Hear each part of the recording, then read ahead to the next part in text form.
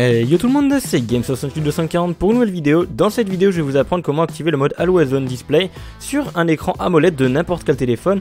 Pour ceux qui se demandent ce qu'est le Always On, c'est en fait un mode qui est normalement disponible, il me semble, que sur le Galaxy S7, qui est en fait une petite option qui va en fait faire lorsque vous désactivez l'écran de votre téléphone, donc lorsque vous le mettez en veille en le verrouillant très simplement, et ben tout l'écran va devenir noir.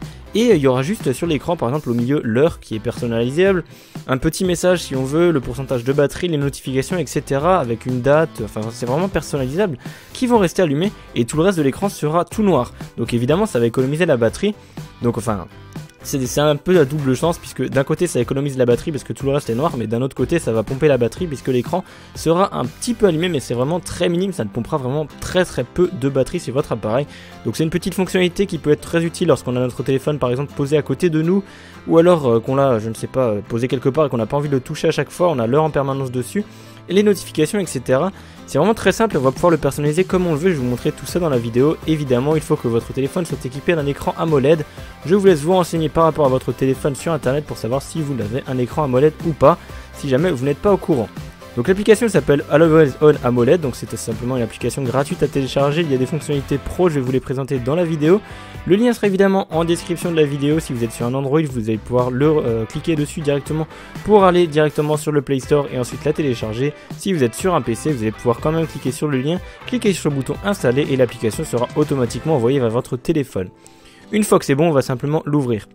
Donc lors de la première ouverture, ils vont vous demander d'activer 4 autorisations, ce qui est tout à fait normal, donc à savoir l'autorisation de passer les appels. En fait, bien sûr l'application ne va pas passer les appels, mais c'est si jamais un appel arrive, histoire qu'elle se désactive ou qu'elle affiche l'appel à l'écran pour que vous puissiez décrocher, ça serait un petit peu con de le rater. Ensuite l'accès aux notifications et l'accès à je ne sais plus trop quoi, enfin ça demande 4 autorisations mais ce ne sont pas des trucs très intrusifs, vous allez pouvoir lire les détails si jamais ça vous intéresse. Une fois que c'est bon, il faudra cliquer sur activer le service. Si jamais vous avez également un Samsung, vous allez pouvoir télécharger un plugin. Si jamais vous avez des boutons tactiles, ils vont vous le demander, vous n'êtes pas obligé, vous pouvez cliquer sur annuler si jamais vous n'avez pas envie. Bien sûr, si vous avez un Samsung Galaxy S7 comme j'ai actuellement, vous n'avez pas besoin de l'application, tout est déjà intégré au téléphone dans les paramètres. Donc bien sûr, ça c'est juste pour les gens qui n'ont pas de S7. Ensuite, une fois que c'est bon, vous allez cliquer sur le bouton activer le service et immédiatement après ça va se lancer. Vous pouvez directement essayer sans rien toucher. Vous verrouillez l'écran, au bout de 2 secondes, vous allez voir apparaître sur l'écran l'heure par défaut, ainsi que la date que vous allez bien sûr pouvoir personnaliser par la suite. Vous allez ensuite pouvoir régler quelques règles, donc dans règles automatiques par exemple le délai d'arrêt. Donc hop, c'est le Always On Display, ça va s'arrêter en fait en fonction du temps qu'on ne touche pas, enfin en fonction du temps où on arrête la batterie, enfin où on verrouille l'écran.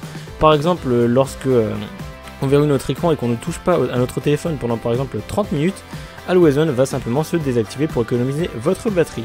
Les règles de charge, ça va en fait choisir quand est-ce que le mode va devoir s'activer, soit pendant la décharge du téléphone, soit pendant la charge, soit pendant les deux. Je vous conseille de laisser les deux. Et ensuite, règle concernant de la batterie, ça va utiliser seulement le mode une fois que vous êtes au-dessus du pourcentage de batterie que vous réglez. Donc soit au-dessus de 50%, 70%, 90% ou alors toujours jusqu'à la fin de la batterie. Donc là c'est vraiment comme vous le voulez, par exemple si jamais vous voulez qu'il n'y ait que la batterie, enfin que le mode ne s'active que pendant que votre téléphone est au-dessus de 70%, vous allez cocher 70% ou plus. Donc je vais laisser toujours, ensuite pouvoir descendre gestes et raccourcis. Donc dans gestes et raccourcis vous allez pouvoir encore régler quelques trucs, il y a pas mal d'options, mais certaines sont payantes. Donc par exemple allumer l'écran en cliquant sur, en tapant 2 fois sur l'écran, c'est une fonctionnalité pas mal. On peut également activer par exemple la lampe, mais il faut la version pro qui coûte seulement 79 centimes. Donc c'est pas grand chose, c'est vraiment si jamais vous voulez, vous pouvez vous la prendre et vous allez avoir plein d'options et encore de la personnalisation en plus. Vous allez ensuite pouvoir autoriser le OK Google ou alors les raccourcis, c'est vraiment comme vous le voulez. Et maintenant ce qui nous intéresse le plus c'est la personnalisation de l'écran Always On. Donc on clique dessus, on clique sur style de l'horloge et on va pouvoir personnaliser l'horloge qu'on veut. Donc soit une horloge numérique, soit une horloge analogique. Donc ça c'est dans la version gratuite. Et dans la version pro vous allez avoir une panoplie d'autres horloges que vous allez pouvoir télécharger. Enfin elles seront directement sur l'application mais il vous faut la version pro à 79 centimes pour pouvoir les acquérir. Donc moi j'ai mis la seconde.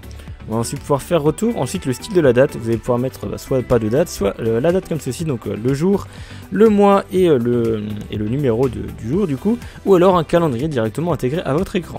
Donc moi je laisse la date comme ceci, le style de la batterie, vous allez pouvoir faire afficher ou cacher, ça va afficher le pourcentage de batterie. Donc hop, ça moi je le laisse afficher. Ensuite la police du texte, vous allez pouvoir choisir parmi toutes ces polices là Donc bien sûr je crois que certaines sont payantes, voilà, comme on peut le voir en cliquant dessus. D'autres sont gratuites, par exemple vous pouvez mettre italique, c'est gratuit.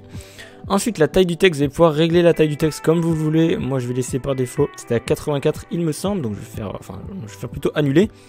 La couleur du texte, vous allez pouvoir régler la couleur du texte. Donc là c'est vraiment le code couleur, c'est jamais si vous avez envie de régler vraiment un code couleur précis, mais il faut le connaître, sinon vous allez pouvoir faire présélection et choisir une couleur déjà préfaite pour votre écran. Donc moi je vais laisser la couleur en blanche.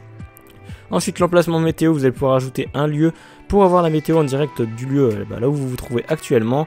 Les unités métriques pour la température, vous allez pouvoir le cocher ou non. Le texte mémo, vous allez pouvoir définir un texte qui va s'afficher sur l'écran juste en dessous, donc le texte que vous voulez. Vous pouvez par exemple afficher votre nom et prénom, comme ça si jamais vous perdez votre téléphone, quelqu'un pourra le retrouver. Ensuite faire annuler et afficher ou non les boutons de contrôle de la musique. Donc ça c'est si jamais vous lancez de la musique, vous allez voir les boutons play, pause, suivant, précédent, etc. de votre musique sur l'écran directement, donc vous n'aurez pas besoin de l'allumer. Et ensuite afficher l'heure AM ou PM, ça on s'en fiche totalement.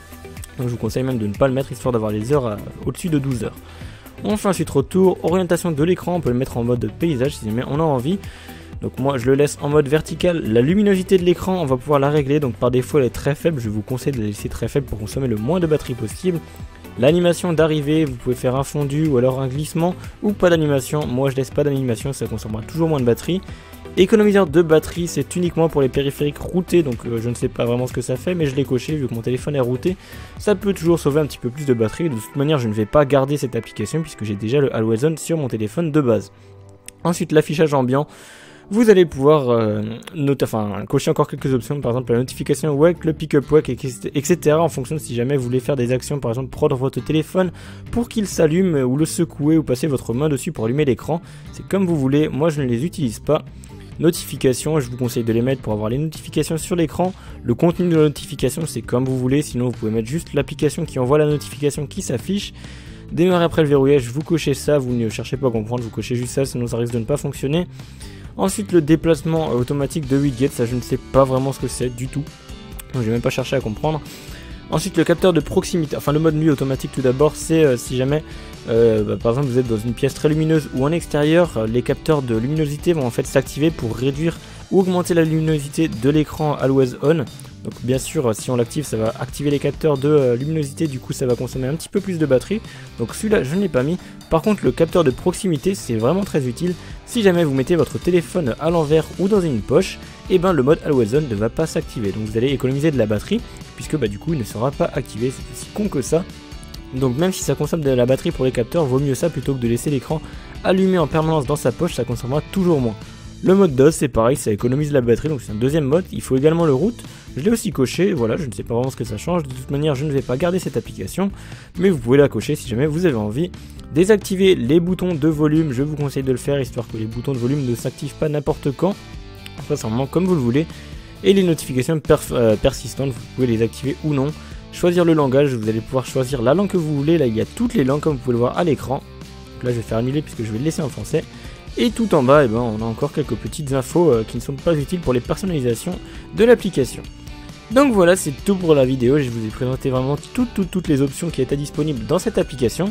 Je vous dis merci d'avoir regardé la vidéo. Si elle vous a plu, n'hésitez pas à me dire ce que vous avez pensé dans les commentaires. Vous pouvez lâcher un petit pouce bleu en bas de la vidéo si elle vous a plu, ça me ferait super plaisir.